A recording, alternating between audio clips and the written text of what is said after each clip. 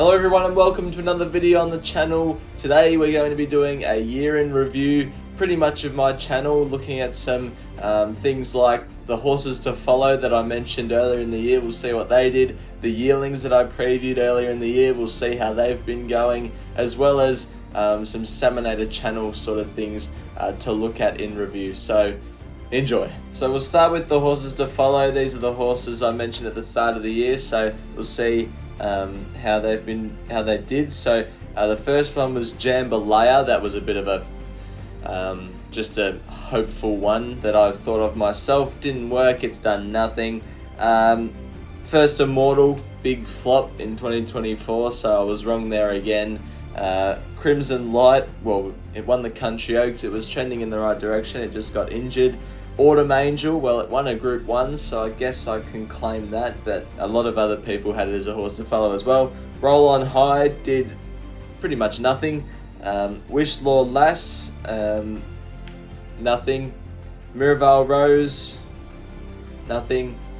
Molly Knickers, ran a lot of seconds and thirds, but mostly nothing. And finally, Plenty of Ammo, won the Group 2 Crystal Mile on Cox Plate Day. So overall, pretty bad, but I might put out another horses to follow for 2025 video later in the week if I have time. And just going back to Molly Knickers, I made this statement in the horses to follow for 2024 video. Molly Knickers will win the CUNY Stakes on Newmarket Day. Saminator's words, 31st of December 2023. Follow up, it ran third, beaten by 0.4 lengths, so it was close. I might make another one of those bold predictions in the horses to follow for 2025 if I find one. Now let's move on to the yearlings I previewed at the start of this year for the Magic Millions and Karaka Carnivals. So the names that you can see in bold are the horses that were nominated for the Magic Millions 2-year-old Classic on the Gold Coast in mid-January. There's 4 of them out of the, how many are there? About 13, 14 previewed lots. So I'll take that. That's pretty good. And not all of them I previewed as sprinters. So if anyone happens to know the name or trainer of any of these that I don't know, then it'd be greatly appreciated if you could comment down below, but I assume no one will know. Hidden Motive ran 5th or 4th on debut in the Breeders' Plate, so I was quite happy to see that because it only cost $120,000, so it was actually pretty cheap for a Magic Millions horse. She Has Spirit is accepted to have its debut at the Valley this, well, I'm not sure when this video is going up, so maybe last Saturday, 28th of December at the Valley, whenever that was. Kissa Voss, I think it's at a couple or a few trials. And then Is It Spectacular, ran 5th on debut about 3 or 4 weeks ago. The others, Gambler, it ran 5th on debut in the Maribyrnong trial. So 5 of them, or 4 of them, or yeah, that sort of number have got to Saturday class, their first start, which is what you probably expect for Magic Millions horses, but still, I feel like I've done a decent job. Hopefully they can continue to progress, and some can even become really good horses in their 3-year-old or late 2-year-old campaigns next year. Now a bit more towards the Saminator channel side. I thought I'd go back and revisit some of my many highlights of this year and just recap 3 winners that I'd picked that stood out for me this year. I'm actually pretty excited about this roughie, Midnight Blue. But Midnight Blue is going to be far too good. Stacky controlled it, dominated it, and won it well. But I've got 0.25 minutes to win on the outsider of the race, Rolls. They're not going to get anywhere near Rolls, the outsider of the field. What a ride. Harry Grace, take a bow. Rolls won it. Via Sistina for me in the Cox Plate. But Via Sistina storms away with 150 to go. She's 5 lengths in front. It's going to be a Cox Plate round, and James McDonald, a century of the very best. Via Sistina by 7 lengths. So Midnight Blue and Rolls were pretty self-explanatory because of their price, but because the Cox Plate is such a prestigious race, Via Sistina, just tipping that after the week it had, obviously having that fall at track work, and then winning by that margin, it was just a real highlight. Recapping the year on the Saminator channel, I did a few vlogs. The first one was Blue Diamond Day at Caulfield. That was probably my favourite out of the 3 vlogs I did this year.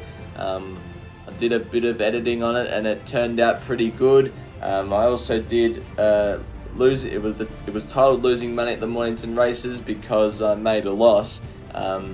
And I did enjoy doing that vlog, looking at the mounting yard, and I did a Balnarring jump outs vlog, which actually I thought turned out alright. It's just that the inside word that I got from Shane Nichols accidentally, the horse ran no good. So those vlogs were enjoyable to make, and it should come back again in 2025. I also started doing some reaction videos, and I was very happy with the way that they turned out. I think the first one I did was the Piero Winks filly selling reaction, which got northward of 1,000 views. It was quite cool to see a horse go for 10 mil, and I think it was just named today actually, Quinchinara or something like that, so it'll be interesting to follow it. I also did a Imperatriz selling vlog. That one didn't do quite as well in terms of views, but I still enjoyed making it. I did a reacting to old previews. That video was very fun to make, very good thumbnail. I was quite happy with it, and it was, well, I can't say it was enjoyable to watch myself back, but it was an experience. And Tino, that one was a good reaction because I was at the races and enjoying the atmosphere, and you know, a lot of people were happy, so it was good. And then I did the Via Sistina Cox Plate reaction. Also, that one was good. The fact that it won by 8 lengths was, well, it got a lot of views. If it was just like Via Sistina wins by 3/4 of a length on prognosis, it wouldn't have done as well. And same could be said for the Melbourne Cup. Although it was close, 100 to 1 shot won, and because the Melbourne Cup is such a big race that attracts global attention, that got 5.8k views it's currently on. So I was happy doing the reaction videos this year. And I wanted to finish this video by going back and looking at the spring views that I got. It was undoubtedly the biggest year on the Saminator channel since I started at the start of 2020. We're now in 2024. Got my most viewed video this year, which was the My Melbourne Cup 2024 tips. Unfortunately, it didn't do any good. The horse I tipped ran about 11th, and I didn't have the winner in my top 4, but still, 27k views, that's amazing. And just the amount of views through Caulfield Cup Week, Cox Plate Week, Melbourne Cup Week, I was just forever grateful. It was amazing to just look on YouTube and see all those numbers, because it gave me, you know, the thrive to make more content for the sport I love. So anyway, that was the spring views. That was the year in review for the Saminator channel. So hopefully you enjoyed, and I'll see you for a video very soon. Bye for now.